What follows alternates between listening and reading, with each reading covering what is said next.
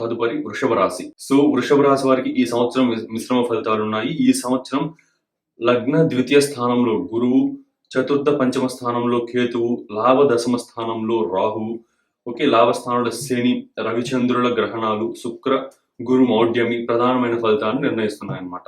So మంచి మాట ఆలోచన విధానం ఏర్పడుతుంది. ఖచ్చితంగా గురుడు ద్వితీయ స్థానంలోకి వెళ్తున్నాడు కాబట్టి ఫైనాన్షియల్ గా కూడా పర్వాలేదు. ఇబ్బందులు ఏమన్నా ఉంటే ఫైనాన్షియల్ కూడా పర్వాలేదు, బాగుంది.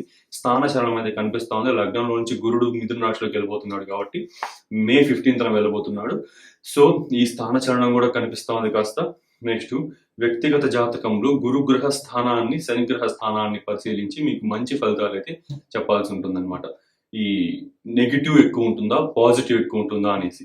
ఓకే, సో నెక్స్ట్ శ్రమిస్తున్నట్లు కనపడకపోయినా మీరు చేస్తున్న శ్రమ ఏమిటో మీకు మీ సన్నిహితులు ఖచ్చితంగా అర్థమవుతుంది. ఓకే, మీరు వాళ్ళు గుర్తించట్లేదు, మనం చేస్తున్న కష్టాన్ని ఎవరు గుర్తించట్లేదు అని మీరు అనుకుంటూ ఉంటారు, కానీ ఖచ్చితంగా గుర్తిస్తారు కాబట్టి వాళ్ళు బయటపడరు అనమాట. అలాంటి ఒక ఫలితాలు. అలానే మీరు అంటే దీని అర్థం ఏంటంటే మీరు కష్టపడడం మానకండి.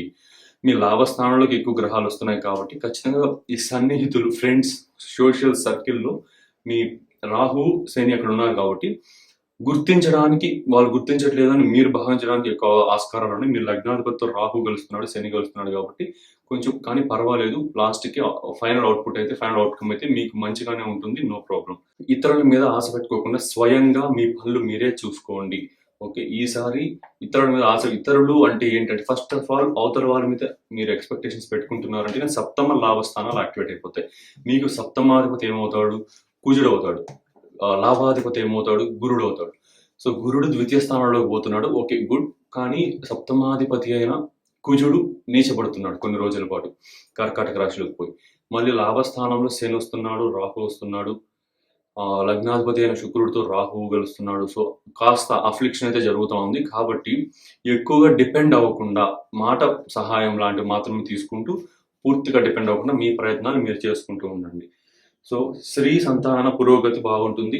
ఓకే, ఈ వృషభ రాశి వారికి ఈసారి స్త్రీ సంతాన పురోగతి బాగుంటుంది. ఆరోగ్య విషయంలో ప్రత్యేకమైన జాగ్రత్తలు ఖచ్చితంగా తీసుకోవాలి. ఎందువల్ల తీసుకోవాలి అంటే మీ షష్ఠాధిపతి అయిన శుక్రుడు రాహుతో కలవబోతున్నాడు. సో ఆరోగ్యపరమైన జాగ్రత్తలు ఖచ్చితంగా తీసుకోవాలి. పరపతి కలిగిన మిత్రులు సహాయ సహకారాలు ఖచ్చితంగా లభిస్తాయి. ఎందువల్ల అంటే పరపతి కలిగిన అనే వర్డ్ ఎందుకు వాడాను అంటే లాభస్థానం అనేది బాగా యాక్టివేట్ అవుతుంది. లాభస్థానం అంటే మనకి మిత్రస్థానం, ఫ్రెండ్స్ సర్కిల్. ఓకే, సో ఈ లాభస్థానం బాగా యాక్టివేట్ అవుతా ఉంది కాబట్టి ఆ లాభం అంటే వాళ్ళ gains. Okay, so friends circle నుంచి గెయిన్స్ రావడానికి కూడా అవకాశాలు ఉన్నాయి. అలా అని పూర్తిగా డిపెండ్ అయితే పోవడానికి కూడా అవకాశాలు ఉన్నాయి. మీ పని మీరు చూసుకుంటూ వాళ్ళ జస్ట్ చిన్న మాట సహాయం లాంటివి, చిన్న చిన్న సహాయాలు లాంటివి మాత్రమే వాళ్ళ దగ్గర నుంచి కోరాల్సి ఉంటుంది. ఓకే, నెక్స్ట్ విద్యా వ్యాపారాలు, హాస్పిటల్స్, మద్యపాన వ్యాపారాలు ఇవన్నీ కూడా చాలా బాగుంటాయి ఈసారి. ఎందుకంటే రాహు లగ్నాధిపతితో షష్ఠాధిపతితో కలుస్తున్నాడు. మద్యపానానికి సంబంధించిన వ్యాపారాలు కానీ, విద్యా వైద్య రంగాల్లో ఉన్న వ్యాపారాలు కానీ బాగా యోగిస్తాయి అన్నమాట. ఓకే, అందులోనూ వ్యయాధిపతి అయిన కుజుడు డెబిలిటేట్ అయిపోతున్నాడు, అక్కడ బలం కోల్పోతున్నాడు. లాభస్థానంలోకి ఎక్కువ గ్రహాలు వస్తున్నాయి. నెగేషన్ హౌస్ వ్యయ స్థానం అవుతుంది. ఆహార ధాన్యాలు, ఆటోమొబైల్స్, ఫైనాన్స్ వ్యాపారాలు బాగుంటాయి. ఎవరైనా ఈ వ్యాపారాలు పెట్టుకోవాలని ప్రయత్నిస్తా ఉంటే ఇబ్బంది అవుతుంటే వాళ్ళకి ఈ వ్యాపారాలు లభిస్తాయి. సంతాన పురోగతి బాగుంటుంది. విద్యా సంబంధమైన విషయాల్లో వారికి విద్యా సంబంధమైన విషయాలు అంటే ఫారిన్ ట్రావెల్స్కి చేయాలనుకుంటున్న వాళ్ళు, లేదా హైయర్ ఎడ్యుకేషన్ ఇండియాలోనే ఉంటూ హైయర్ ఎడ్యుకేషన్ చేయాలనుకుంటున్న వారు. ఓకే, సో ఇలాంటి వారికి ఇబ్బందులు అవుతా ఉంటే ఈసారి కొంచెం అడ్మిషన్స్ దొరకడం కానీ, మీకు ఇష్టమైన వాటిలో అడ్మిషన్ దొరకడం కానీ అలాంటివి జరిగే అవకాశాలు బాగా ఉన్నాయి. ఎగుమతి దిగుమతి వ్యాపారాలు, ఎక్స్పోర్ట్ అండ్ ఇంపోర్ట్ బిజినెసెస్ అయితే చాలా బాగున్నాయి ఈసారి. మీరు ప్రయత్నాలు జరపాలంటే చేయొచ్చు. అండ్ నెక్స్ట్ దీర్ఘకాలంగా సంతానం లేని వారికి సంతాన ప్రాప్తి ఈసారి కలగబోతోంది ఖచ్చితంగా. ఇది ఎందువల్ల ఇంత ఒత్తిడి చేసి చెప్తున్నాడు సంతానం విషయం, ఇది 3వ చెప్పడం వృషభ రాశి వారికి. ఎందువల్ల చెప్తున్నానంటే వృషభ రాశి నుంచి పంచమ స్థానాధిపతి అయిన బుధుడు లాభస్థానంలోకి పోతున్నాడు. అంటే పంచమ స్థానాన్ని లాభం పొందబోతున్నాడు. అంటే పంచమ స్థానం సంతాన స్థానం, విద్యాస్థానం అన్ని. అదే లాభస్థానానికి పోతున్నాడు అధిపతి. కేతు మళ్ళీ పంచమ స్థానంలోకి రాబోతున్నాడు. పంచమ స్థానం నుంచి వెళ్ళిపోబోతున్నాడు. పంచమ స్థానం నుంచి మళ్ళీ రిటర్న్ వచ్చి సింహరాశిలోకి వచ్చేస్తాడు. ఓకే, సో మే 20న. సో కాబట్టి సంతానం విషయంలో ఎన్ని రోజులు ఇబ్బంది పడుతున్న వారికి ఖచ్చితంగా జరుగుతుంది అనమాట. లాస్ట్ కేతు పంచమ స్థానంలో ఉంటున్నాడు కాబట్టి లాస్ట్ 1.2 ఇయర్స్ 1.5 ఇయర్స్ ఉంటారు. ఇప్పటికీ మీరు ఈ వీడియో చూసే టైంకి కేతు 1.2 ఇయర్స్ అక్కడే ఉన్నాడు అనమాట. సో ఒక సంవత్సరం 2 నెలలుగా ఎవరైతే ఇబ్బంది పడుతున్నారో సంతానం విషయంలో, ఈసారి ఆ కేతు వెళ్ళిపోయిన తర్వాత సంతానానికి కూడా మంచి అవకాశాలు ఉన్నాయన్నమాట. పోరాటాలు, గొడవలు పడడాలు ఇలాంటివి తగ్గించుకోండి. ఈసారి కొంచెం ఇబ్బందులయ్యే అవకాశాలున్నాయి. ఫిజికల్ డ్యామేజ్ మీకు అవ్వడానికి ఎక్కువ ఛాన్సెస్ ఉన్నాయి. కొంచెం జాగ్రత్తగా ఉండండి ఈ విషయాలలో. విదేశాలలో ఉంటున్న మీ స్నేహితులకి, ఎవరైనా బంధువులకు గానీ సహాయాలు చేస్తుంటే అవి కాస్త గోప్యంగా ఉంచండి. ఓకే. కొంచెం ఇబ్బందులు అవతల వాళ్ళకి, వేరే వాళ్ళకి, మీరు వాళ్ళకి సహాయం చేస్తున్నట్టు మిగతా ఇక్కడున్న వాళ్ళకి తెలిస్తే మీకు ఇబ్బందులయ్యే అవకాశాలు కూడా ఎక్కువున్నాయన్నమాట. సో ఇది వృషభ రాశి వారికి. ఆరోగ్యపరంగా తీసుకుంటే మీకు షష్ఠ స్థానం అనేది తులా రాశి అవుతా ఉంది. షష్ఠ స్థానాధిపతి అయిన శుక్రుడు రాహుతో కలవబోతున్నాడు కాబట్టి కాస్త మీకు లోవర్ అబ్డామిన్, స్టమక్కి సంబంధించిన ఇష్యూస్ రావడానికి, ఓకే, సో పొట్ట భాగానికి సంబంధించిన ఇష్యూస్ రావడానికి ఎక్కువ అవకాశాలు ఉన్నాయి. కొంచెం జాగ్రత్తగా ఉండండి. నెక్స్ట్ ఈ రాహుతో కూడా శుక్రుడు కలుస్తున్నాడు కాబట్టి skin issues, okay, and food పాయిజనింగ్కి సంబంధించిన ఇష్యూస్ కొంచెం కనిపిస్తున్నాయి. ఈ విషయాలు కొంచెం జాగ్రత్తగా ఉండండి. ఓకే. సో ఇది వృషభ రాశి ఫలితాలు. సో తదుపరి మీనరాశి. మీనరాశి వ్యక్తులకి ఈ సంవత్సరం ముందుగా గోచారంలో ఉన్న గ్రహస్థితులను చూసుకుంటే, లగ్నంలో శని, లగ్న వ్యయ స్థానంలో రాహు, తృతీయ చతుర్థ స్థానంలో గురువు, సప్తమ షష్ఠ స్థానంలో కేతు, రవిచంద్రుల గ్రహణాలు, గురు శుక్రుల మౌఢ్యం అనేది జరుగుతోంది. వీటి వల్లనే ప్రధాన ఫలితాలు అనేవి మీకు నిర్ణయించబడతాయి ఈ 2025 ఉగాది నుంచి 2026 ఉగాది వరకు. సో మీ జన్మ జాతకంలో గురు శనుల యొక్క పొజిషన్ ని తీసుకొని ఫైనల్ వర్డిక్ట్, ఫైనల్ నిర్ణయం అయితే తీసుకోవాల్సి ఉంటుంది. కానీ ఇప్పుడు చెప్పబోయేటివన్నీ కూడా మీకు మీ రాశి పరంగా రీసెర్చ్ బేసిక్ ఫలితాలు. సో ముందుగా ఆరోగ్య విషయంలో తగిన జాగ్రత్తలు తీసుకోవాల్సి ఉంటుంది. ఎందువల్ల చెప్తున్నానంటే, మీ మీనరాశిలో 6 గ్రహాల యొక్క సంచారం జరిగి సప్తమంలో కేతు ఉండి పరస్పరం పడుతూ కొంచెం ఇబ్బంది పెట్టే అవకాశాలు ఉన్నాయన్నమాట. సో మీరు చేసే పనులు, మీ యాక్షన్స్, మీ మాటలు, మీ వర్డ్స్, ఓకే, మీకు వచ్చే పీపుల్, మీరు చేసే పనులు, మీకు అవతల వాళ్ళు చేసే పనులు అన్నీ కూడా రాహు యొక్క ఇన్ఫ్లుయెన్స్లోనే ఉంటాయి. ఓకే. ఎందువల్ల అంటే ఇప్పుడు మీనరాశిలో జరుగుతున్న షష్టగ్రహ కూటంలో రాహు అత్యంత బలవంతుడు అనమాట. సూర్యుడిని గ్రహణంతో మింగేస్తున్నాడు, చంద్రుడిని గ్రహణం పట్టిస్తున్నాడు, శుక్రుడు వక్రించేస్తున్నాడు, బుధుడు నీచబడిపోతున్నాడు.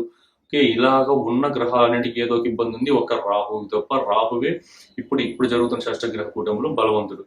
సో మీనరాశి పీపుల్ ఎక్కువ మాయకు గురవడానికి అవకాశం ఉందన్నమాట.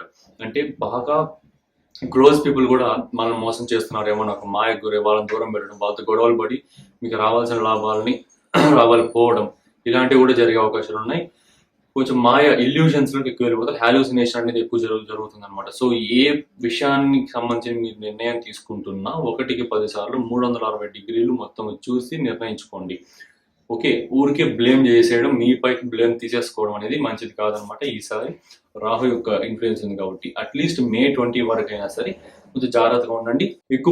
ఎక్కువ యాక్షన్స్ తీసుకోకుండా ఉండడమే మంచిది జీవితానికి సంబంధించిన విషయాలలో. రాహు యొక్క ఇబ్బంది కలుగుతుంది కాబట్టి ఈ రాశి వారికి ఈ సంవత్సరం అధికార ప్రాప్తి, ఉద్యోగంలో ఉన్నత స్థానాలు లభిస్తాయి. కొంచెం ఉన్నత స్థాయి వ్యక్తులతో సంబంధాలు ఏర్పడతాయి. వాళ్ళ అండదండలు ఉంటాయి. నెక్స్ట్ దూర ప్రాంతాలకు వెళ్ళాలనుకునే మీ కోరిక అయితే నెరవేరుతుంది. ఓకే. కాలపురుషుని చక్రంలో వ్యయస్థానమైన మీన రాశి మీ జన్మ రాశి అవుతూ అది ఎక్కువగా యాక్టివేట్ అవుతుంది కాబట్టి మీకు విదేశాలకు వెళ్ళాలనుకునే ప్రయత్నాలు కూడా ఎక్కువ జరుగుతాయి అన్నమాట, ఎక్కువ ఫలిస్తాయి.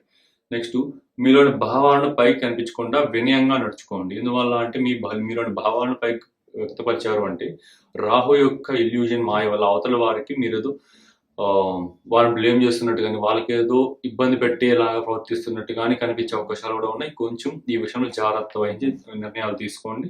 ఓకే. షేర్ మార్కెట్కి, స్పెక్యులేటివ్ గెయిన్స్కి దూరంగా ఉండడం మంచిది. ఓకే.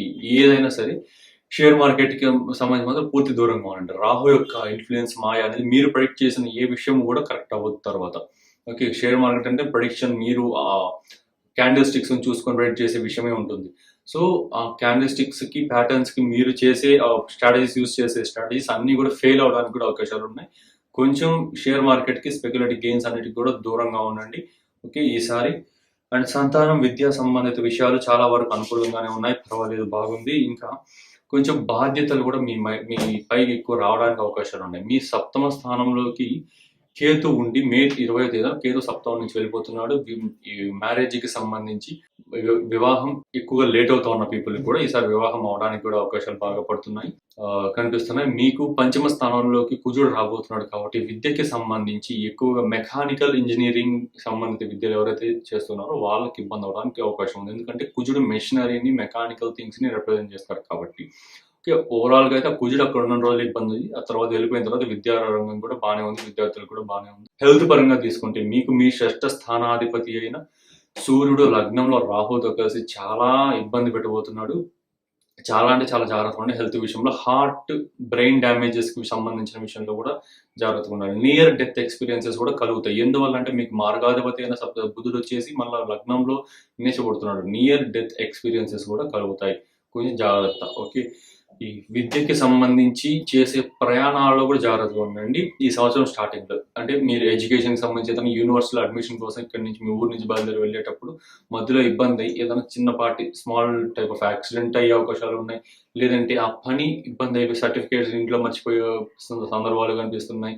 సో, చాలా ఏదో ఒక ఇబ్బంది అయ్యే అవకాశం ఉంది. ఎడ్యుకేషన్ పరంగా కొంచెం జాగ్రత్తలు తీసుకొని అన్ని రకాలుగా సేఫ్ జోన్‌లో ఉండి మీరు చేయండి ఏ పనైనా సరే. ఓకే. సుబ్రహ్మణ్య స్వామిని ఎక్కువ ఆరాధించండి విద్యార్థులు సరిపోతుంది. నెక్స్ట్ పంచమాధిపతి అయిన చంద్రుడు ఉన్నాడు కాబట్టి శివుడిని కూడా ఎక్కువ ఆరాధిస్తే మంచిది. నెక్స్ట్ ఫైనాన్షియల్ విషయానికి తీసుకుంటే మీకు ద్వితీయ స్థానాధిపతి అయిన కుజుడు వచ్చేసి పంచమ స్థానంలో నీచబడుతున్నాడు.